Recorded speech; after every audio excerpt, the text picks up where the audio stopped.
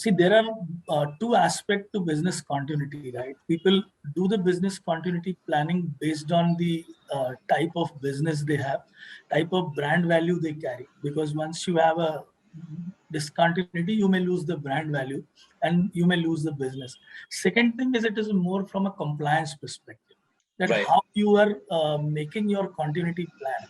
So when we work on that, we have adopted a more of a hybrid technology, so that certain things which are required for me to be there in my data center, we have kept it over there. Certain thing we want that to be resilient, like our customer portal or our CRM. Those things are redundantly installed at multiple places, and we make sure that we replicate the data so that customer will have a real-time feed. The other part in the telecom kind of industry from where I'm coming, there is a lot of other requirement from a government perspective. So you have a lawful interception portals where the government agencies need particular data at any given point of time. See, it's more of a thing, as I said, that there's a business, there's a brand value, and there's a resiliency, which is a cost. So do you want to replicate each and everything? I think not now. Maybe you want a 80% or a 90% of your data to be available, because some of the data is being created out of this 80-70%. It is up to the businesses to get convinced that what IT is doing right. So what we do is we sit with all the business, and we create a business requirement document. So the BRS, business requirement system, collect every data from every business, that why you want a continuity plan for which particular data, which particular set of workload. As the world adjusts to the new normal, digital and technology adoption across many industries practically took place overnight. And along with this disruption, I think it's necessary that the organizations, that the companies, they rapidly shift their mindset to ensure business continuity. And business continuity became one of the most critical things for the organization. Right? And and since it became more crucial, enterprises had to rapidly adopt hybrid working models using technology solutions like artificial intelligence, data analysis, to consistently keep helping their business make rapid decisions, which are data-driven decisions, and also implement intelligent automation in their system.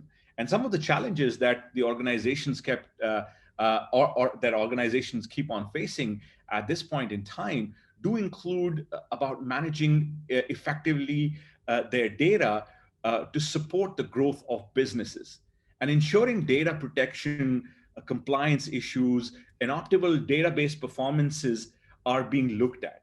The resiliency is more of a, it's a more of a culture you have to build in the organization, like a security. So when you teach your organization that we are doing password change because we have to be secure. Similarly, when you discuss with your CFO, we discuss on a business resiliency side that this is a never light off business. So we have to keep the lights on. To keeping that lights on, I need a multiple instance of each application, which is a business facing, which is a customer facing, which is my analytics facing, my accounts facing. And that way we create a resiliency amongst the organization workforce.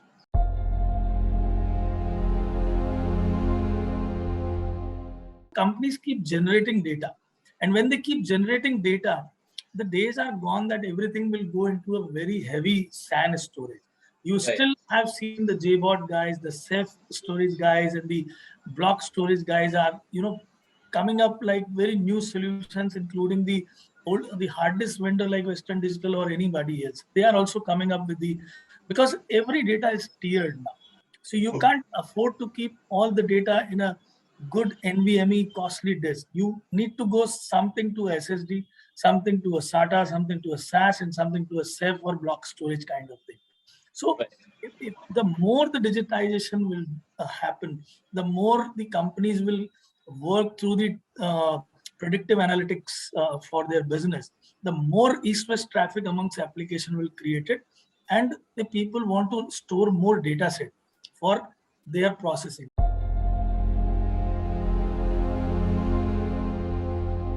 One of the most important thoughts or ideologies that Western Digital has is to create an environment for data to thrive. And that happens to be our core focus.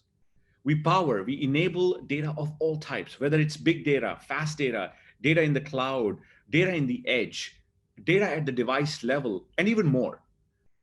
And for us, it's a continuous endeavor to work and offer better performance, higher capacity, and easier to use data storage solutions across both enterprise as well as the consumer market. Our broad product portfolio, with our range of JBots, our storage servers, our enterprise hard disk drive product line, and our enterprise SSD product line, ensures that we offer a stack of solutions to the enterprise customers that they can build their storage solutions on.